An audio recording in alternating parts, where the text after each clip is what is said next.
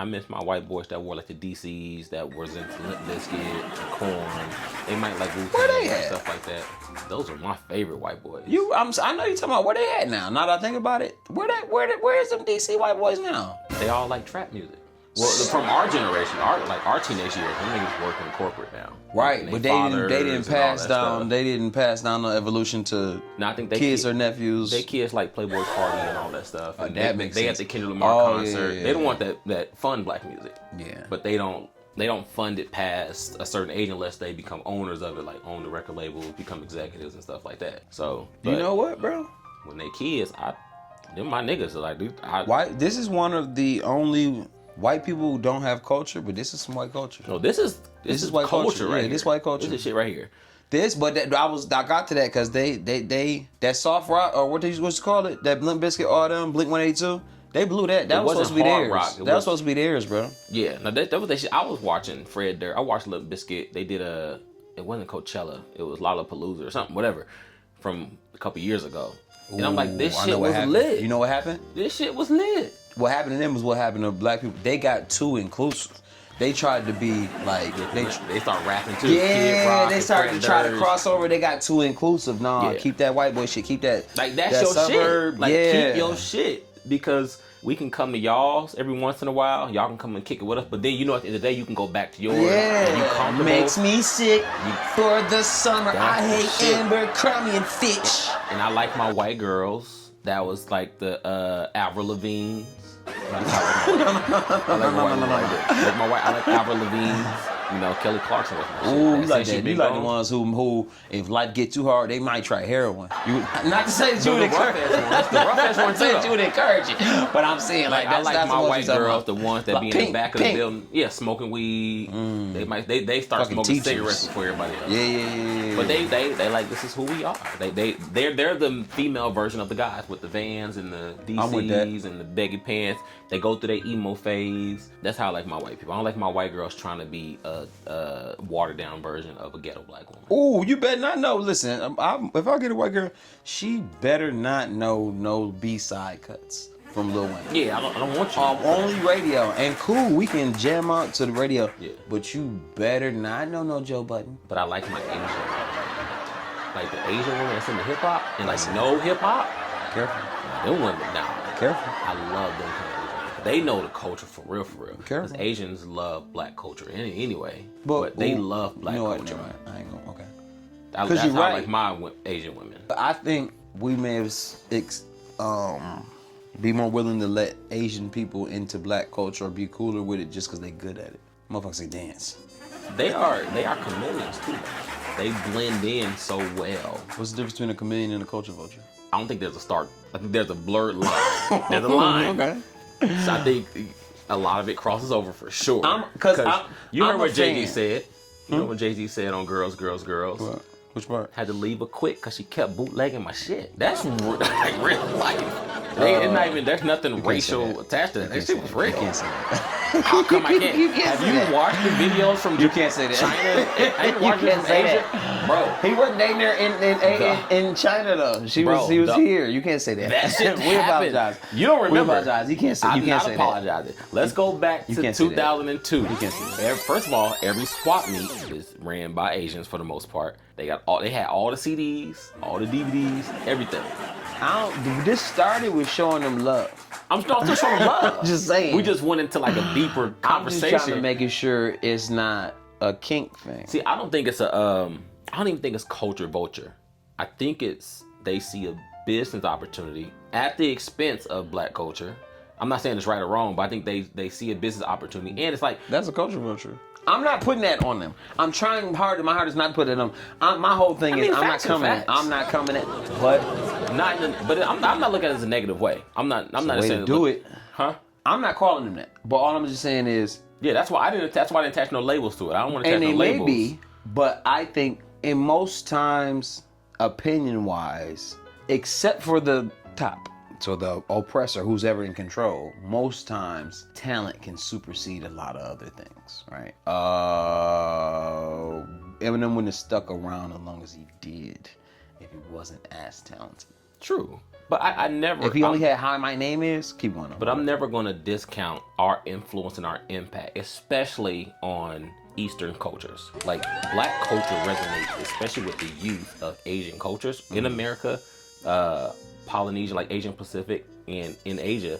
Our culture resonates. When you look at the fashion, the music, the hairstyles, the dancing, you can say they bite off of it or they're heavily influenced, but they take our culture and they literally cosplay it in those countries. I'm not saying they're doing it in a negative way. It could just literally be, we just love y'all culture and we just want to be a part of it. Like, they literally have like Bloods and Crips in China, in Asia. I don't know which part, but in Asia, they're Bloods and Crips. You can look at any trap rapper from Atlanta. They found a way to mimic that. Nigo with Pharrell and with BBC and with Ice Cream, he literally said he saw what Pharrell was doing and wanted to work with Pharrell and pretty much mimic Pharrell's whole style. Chad. And he said that. Well, Pharrell's the style guy. But I'm just saying, like, he said that this is what he did. So I don't want to say they necessarily culture vultures. It could just be adoration, but it's a thing. It still is a thing, though. So I don't want to discount that. But but I like my American Asian women who do know hip hop and knows the culture and respects Sure, it's not it. a kink. No, because it's like my white girls. I like my white girls. I mean, but you ain't saying that about the Asian men. Well, how do I like my Asian men? so I'm saying, Nah, it's not a kink. Cause I wasn't putting on a it's not a personal sexual kink thing. of you. Nah, not a sexual thing. Because that would be, then you have to have that same conversation with how I like my white women. Because some people might like the Pam Anderson type white women. But I mean, never mind. As opposed to the That's a slippery slope. Type white women. Okay, we're not even gonna go down that road. But I think they usually sometimes in the same. I like my Asian homeboys that can dance. That's really into like dance culture and I don't know. I don't have enough Asian. Yeah, I'm cool with you. But keep going. But you doing that? You know what I'm saying? You gonna wear the dunks and but you still ain't. I do want to say this, and I don't want to sound wrong because it's probably more geographically specific. They do have that shit on.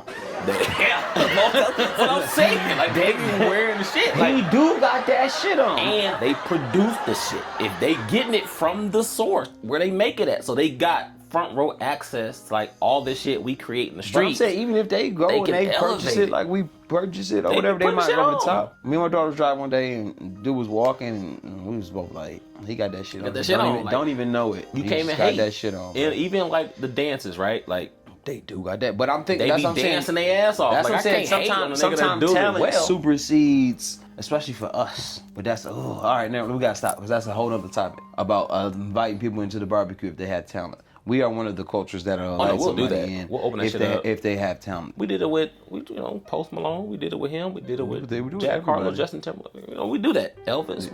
I mean, the history is there. Like it's written there. But I ain't hating or discriminating. Like I said, some people do the shit well. They put it on, they dance well, they do the things well that are derived from our culture. Is that an excuse? Are they any better or worse than the person who does it strictly for their own gain? I'm just saying it's a slippery slope. Reword that for me. I think I understand. So that person who's really good at it, who we like, dang, they really good at it. They put the shit on, they dance, whatever. What's the difference between that person and a culture vulture? The person who, we don't like when they do it because they ain't that good at it. Well, I think it's hard to really tell someone genuinely into it unless you have somewhat of a relationship or know them. If you're just looking from an outside perspective, it's hard to really tell. But you have people like from a music standpoint, like a Lear Cohen, who has been accused of being a culture vulture, but he's also created careers, right? Like he helped create Jay-Z's career and DMX and all these people. But then he starts a label like 300 and all he puts out is trap music and murder, kill music, right? So it's like, well, you have an insight into being on the business side of it. So you can go hire this black talent who you know creates a certain music that sparks a certain reaction. You're not advocating for black rights or anything like that. You're literally going to the lowest totem pole of our culture and exploiting it at the highest level because you have the tools and resources. So that seems like a culture vulture. Like I'm literally sucking the culture dry. I don't care who goes to jail, who dies or whatever. Like somebody died, they go to jail, I'm just gonna replace them with somebody else. So that would be a culture vulture, or would you say he's just a businessman who found an opportunity that somebody else couldn't exploit? Like, he's a culture. Yeah, I'm saying. But I think you do make a very good point with him because he was a part of creating the culture. That's what I'm saying. That he's so depends on what side of the argument you're on. Because some people would say, well, the flip He's side of that tricky. is... He's tricky. He's always been one of those tricky ones. And he will tell you, like, I'm not the culture vulture. He will go there, run his list down. I don't like hearing him talk because then he sound like culture vulture. He do. He sound like a Russian mafia. When I hear him speak. But the same thing can be said for like a Jimmy Iovine. Dr. Dre is like his best friend. But Jimmy Iovine also ushered in Death Row Records. He also was part of shaping the narrative of, we went from conscious rap, MC Hammer, Public Enemy, Run DMC, Eric B, Rakim, but then he put the battery in gangster rap. And then everything in the industry started to shift to a more aggressive street culture. The movies started to change. The image of black men and women started to change. He had a hand in deciding what pieces got shown to the world. Is he just a businessman who saw the culture shifting and jumped on it first? It's really hard to tell who's being a culture vulture and who's doing things for the love. I think you're a culture vulture, and whatever term that means or what we're talking about, if you don't jump at the opportunity to take responsibility. So even if that's a black person joining another black organization or whatever, if there's an opportunity for you to take responsibility and you are not forthcoming with that opportunity, then I think that it's fair for you to be termed as a vulture. Because a lot of the times with things that have culture, that responsibility is all we want. You know what I'm saying? Like no, yeah, I shot the sheriff. If the deputy come outside, I'm gonna shoot him too, because of the cause is stronger. It ain't about I want to get heralded for it, but I also not go to jail for it. Culture is normally created from a place of destitute, a place of like desperation or not having. So you look at rap culture, right? Hip hop. It came out of it came out of kids who didn't have a lot of resources. They were in environments that were dilapidated. The government wasn't funding these neighborhoods, so just had kids who just naturally had creative abilities. All they had was their imagination. They figured out how to put words together. You had guys like Kool Herc, you had Fabulous Five Freddy. They figured out how to create turntables and all this, and they went to the park with a microphone and the DJs and had MCs come over. Like that came out of a place of like not having much but your creativity. Okay, stop right there, because I don't want to discount the point that you're saying, but I think on the flip side of that, I think culture can only come from richness. Well, So I'm talking about the circumstances. But I think culture, and I think more immediate what you're speaking about, but I think in previous times of kingdoms and lands of kingdoms and all that, a lot of those had culture, and a lot of those weren't destitute, or it wasn't out of oppression, it was out of an innate feeling and a responsibility, not a responsibility, but a talent within that community. So the black people of the late 70s and 80s, especially now more then, were more of a community. So it was, we were 15 to 20 years removed from we want in, to realize, well, we ain't sure if we want in. So our culture and who we are and the way we think, our talents, of course it seeps way deep into the kingdoms of Africa. But like even with what you were saying, like community in American black culture, I think there is a difference. American black culture, that community was from a standpoint of the surrounding environment doesn't create opportunities for us. There are obstacles, there are oppression. So we have to build within. But in the timeline of hip hop, it was us realizing that's not what we wanted. You got to remember the previous 15 years of the civil rights movement was all, we want to be at the same table, we want to be at the same table, we want to be at the same table. Then we had the 1970s, a couple things happened. One was just exploitation of, not in a bad way, of blacks in our art. So it was more realization of what our art meant. So it was like, we don't want to necessarily, we realize we don't necessarily have to be where they are. So we have all these different boroughs and we have all these places. But remember though, the kids of hip hop from the mid 70s to the early iterations of hip hop of, the early 80s, the mid 70s, early 80s, those are the children of the civil rights activists, James Brown, James Baldwin. So those struggles were still going on. They just took the usefulness mixed with the boldness, the black proudness. They just took all that and created a whole new medium. Their circumstances didn't change though. But I don't think I don't want to. Okay, go ahead. And I just think like opportunity changes the way you move, right? Like if there's an influx of opportunity, now I can move outside of my environment, and then I can, we can disperse in different things. But when you are all stuck in your environment, you have to find a way to cope. Like I think anytime there's a cultural revolution, it's us coping with the environment that we are, especially back then, are forced to. I think they were less stuck then than they were in the 60s. That's what I'm saying. A little bit, but I think by choice is what I'm saying. I think mentally, especially, but maybe in the community as well. Youth are never trapped by the mental strains that their parents are, because they don't see the world the way their parents are. Like the youth can always find like the light at the end of the tunnel, and it's most likely through ignorance, because you didn't have to. You wasn't.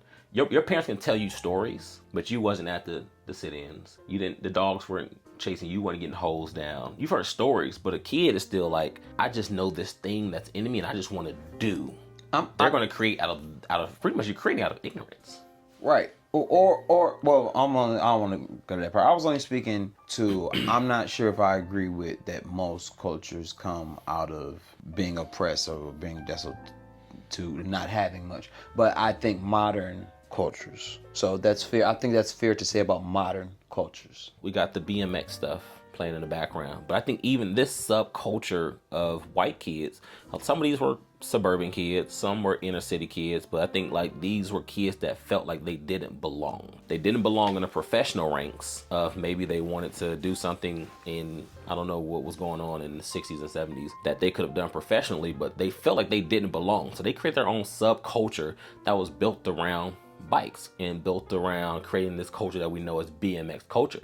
That came from a place of, it could be self-inflicted oppression, it could have been just not feeling like you were a part of the world. But within that, communities form, because like I feel this way, and then I meet you feel this way, and then you got a friend that feels this way, and then you slowly start to form a community of people, and then out of that, the culture of whatever. I just think it's double-sided, because if it's no Tony Hawk, if the nigga's not nice, then it don't matter. Well, Tony Hawk is the byproduct of everybody that came before him. I know. He wasn't the first one. I'm saying the Tony Hawk and of Riverside, way back in the day, the first dude to do the 720. I'm not disagreeing with what you're saying, but I think that could be null and void if you ain't got the talent there. It's a subculture within the greater society of people that just either feel like outcasts or they're not seen, their voices aren't heard, so they create something, and then it becomes, something that's in the lexicon of society. Could be. I think both things could be true. Yeah, but Asians do be putting that shit on though. If you don't get your funky ass up and go like and subscribe to this video with your stank ass.